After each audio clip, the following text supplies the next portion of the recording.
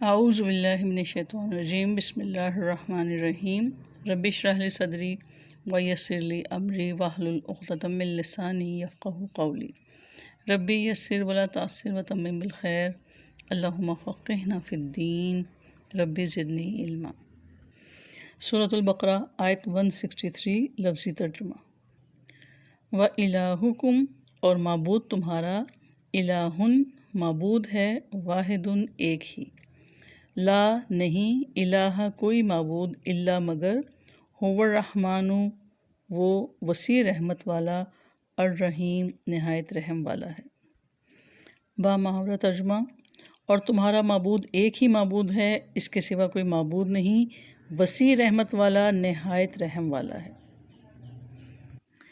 یہ خطاب دراصل مشرکین مکہ سے ہے، جنہوں نے کئی الہ بنا رکھے تھے اور یہ سمجھتے تھے کہ اتنے بڑے نظام کائنات کو ایک اکیلا اللہ کیسے سنبھال سکتا ہے، اور ان کی عقلوں میں یہ بات آ بھی نہیں سکتی تھی، لہٰذا انہوں نے مختلف امور کے لیے مختلف الہ تجویز کر رکھے تھے۔ اور جتنی پرانی تہذیبیں پائی جاتی ہیں، مثلاً ہندی، رومی، مصری، یونانی تہذیبیں، ان سب لوگوں نے دیوی دیوتاؤں کا ایسا ہی نظام تجویز کر رکھا تھا۔ اور مسلمانوں میں بھی ایسے لوگ پائے جاتے ہیں جو زبان سے تو یہ نہیں کہتے، مگر عمل سے اللہ تعالیٰ کے ساتھ کئی مددگار اور کئی الہ ثابت کرنے کی کوشش کرتے ہیں۔ تو یہ سب لوگ ہی اس آیت کے مخاطب ہیں، کیونکہ اس کی وجہ یہ ہے کہ ان لوگوں کو اللہ تعالیٰ کی معرفت، اللہ کی پہچان ہی نصیب نہیں ہوتی، اسی لیے اس آیت میں دعوت توحید دی گئی۔ مشرکین عرب نے رسول اللہ صلی اللہ علیہ وسلم سے عرض کیا کہ آپ صلی اللہ علیہ وسلم جس خدا کی عبادت کو ہمیں بتلاتے ہیں، اس کا کچھ حال تو بیان کیجئے۔ تو ان کے حق میں یہ آیت نازل ہوئی۔ وَإِلَٰهُكُمْ إِلَٰهٌ وَاحِدٌ لَا إِلَٰهَ إِلَّا هُوَ تمہارا معبود برحق ایک ہی معبود ہے، اس کے سوا کوئی معبود نہیں۔ یعنی اللہ تعالیٰ اپنی ذات، اپنے اسماء و صفات اور افعال میں اکیلا ہے۔ اس کی ذات میں نہ کوئی اس کا شریک ہے، نہ کوئی ہم نام، نہ ہمسر، نہ اس کی کوئی مثال ہے۔ اس کے سوا کوئی کائنات کو پیدا کرنے والا ہے، نہ تدبیر کرنے والا اور نہ ہی انتظام سنبھالنے والا۔ اور جب حقیقت یہ ہے تو وہ اس بات کا حق رکھتا ہے کہ انسان صرف اس کی عبادت کرے، انسان اپنی تمام امیدوں اور تمناؤں کو اس کے ساتھ وابستہ کر دے اور ساری توجہ اپنے رب کی طرف رکھے، کیونکہ اس کے علاوہ کوئی خالق اور مدبر نہیں، اس لیے عبادت کی تمام صورتیں صرف اللہ تعالیٰ کے ساتھ خاص ہیں۔ هو الرحمن الرحیم وہ وسیع رحمت والا، نہایت رحم والا ہے۔ اللہ تعالیٰ نے اپنی وحدانیت اور اپنی تخلیق کو رحمت قرار دیا، اور یہ اس کی رحمت ہے کہ اس نے اپنے بندوں کی رہنمائی کے لیے رسول بھیجے، کتابیں بھیجیں اور ان کو گمراہی سے بچایا۔ تو انسانوں کو جو نعمت حاصل ہوئی اسی کی رحمت سے ہوئی، اس لیے صرف وہی عبادت کا مستحق ہے۔ اب اگلی آیت میں اس کی توحید کے دلائل بیان کیے جا رہے ہیں۔ آیت 164 لفظی ترجمہ۔ انا بے شک، فی خلق السماوات والارض تخلیق میں آسمانوں کی اور زمین کی، واختلاف اللیل والنہار اور بدلنے میں رات کے اور دن کے، والفلک التی اور کشتیوں میں وہ جو تجری چلتی ہیں، فی البحر سمندر میں، بما ساتھ ان چیزوں کے جو ینفع الناس وہ نفع دیتی ہیں لوگوں کو، وما اور اس میں جو انزل اللہ اتارا ہے اللہ تعالیٰ نے، من السماء آسمان سے، من ماء پانی، فاحیا پھر اس نے زندہ کیا، بھی ساتھ اس کے، الارض زمین کو، بعد موتہا بعد اس کی موت کے، وبث اور اس نے پھیلا دیے، فیہا اس میں، من کل دابۃ ہر قسم کے جانور، وتصریف الریاح اور گردش میں ہواؤں کی، والسحاب المسخر اور بادل میں مسخر ہیں، بین السماء والارض درمیان آسمان کے اور زمین کے، لآیات یقیناً بہت سے نشانیاں ہیں، لقوم ان لوگوں کے لیے، یعقلون وہ عقل سے کام لیتے ہیں۔ با محاورہ ترجمہ۔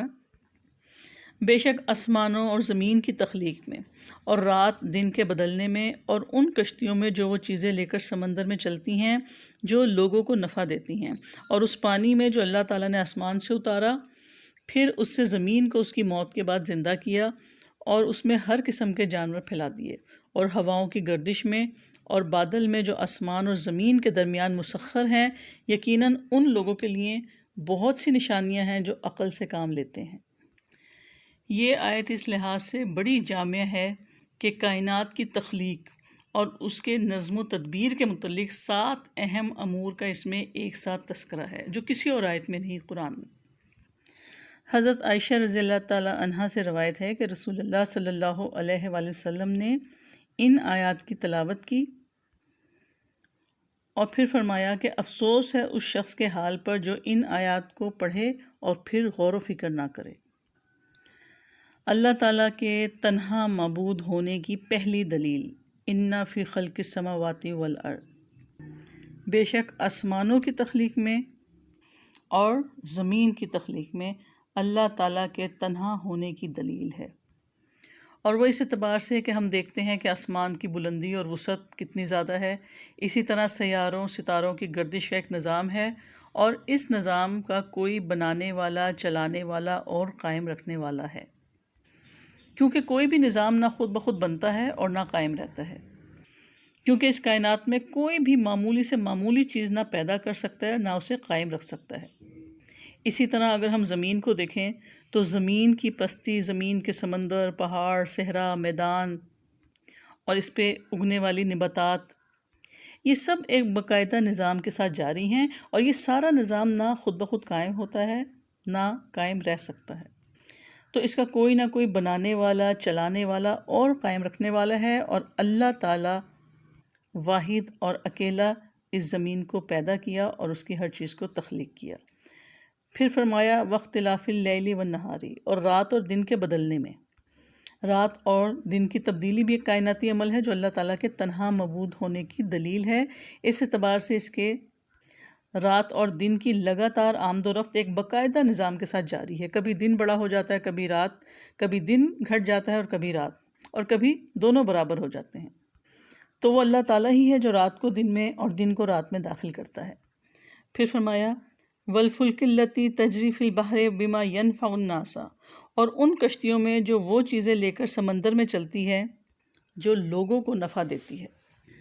سمندروں کی سطح پر جہاز چلتے ہیں جس کے ذریعے سامان ضرورت ایک جگہ سے دوسری جگہ منتقل کیا جاتا ہے، تو سمندر میں کشتیوں کا، جہازوں کا چلنا، اسی طرح پانی کا رستہ دینا اللہ تعالیٰ کے تنہا معبود ہونے کی تیسری بڑی دلیل ہے، اور ان جہازوں کے ذریعے تجارتی سفر بھی ہوتے ہیں، اور ٹنوں کے حساب سے سامان رزق اور آسائش ایک جگہ سے دوسری جگہ منتقل کیا جاتا ہے۔ پھر فرمایا وَمَا أَنزَلَ اللَّهُ مِنَ السَّمَاءِ مِن مَّاءٍ فَأَحْيَا بِهِ الْأَرْضَ بَعْدَ مَوْتِهَا، اور اس پانی میں جو اللہ تعالیٰ نے آسمان سے اتارا، پھر اس سے زمین کو اس کی موت کے بعد زندہ کیا، اللہ تعالیٰ کے تنہا معبود ہونے کی چوتھی دلیل۔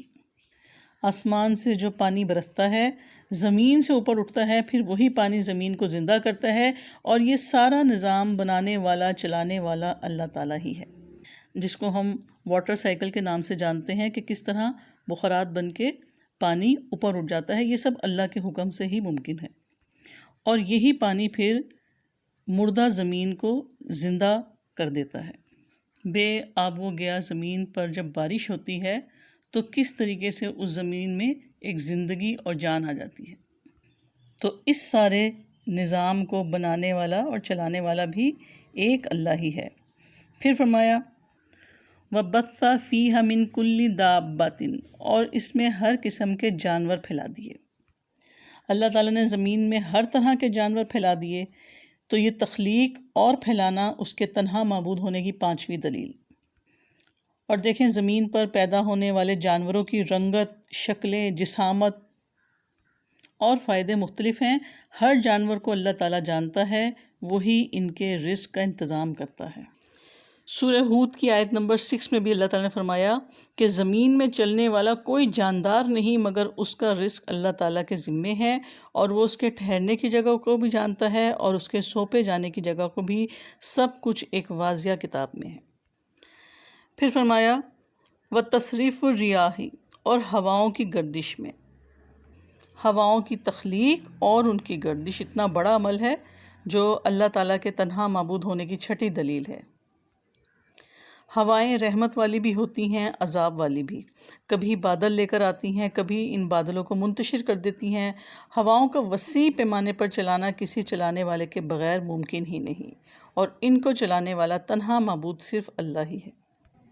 پھر فرمایا وَالسَّحَابِ الْمُسَخَّرِ بَيْنَ السَّمَاءِ وَالْأَرْضِ، اور بادلوں میں جو آسمان اور زمین کے درمیان مسخر ہیں۔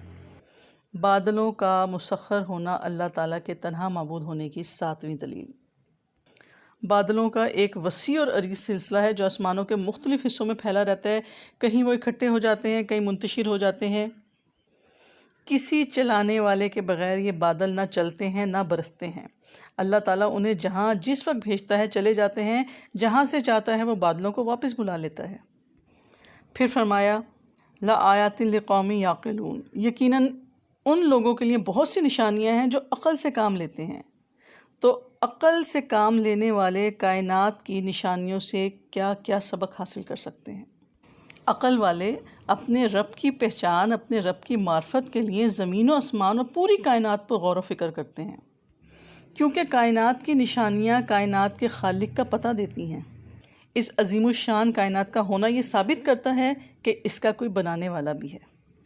بے جان چیزوں میں زندگی کا آنا یہ ثابت کرتا ہے کہ موت عارضی ہے اور دوسری زندگی آنی ہے۔ تو کوئی تو ہے جو پہلی زندگی کے بعد دوسری زندگی کا سسٹم بنا چکا ہے۔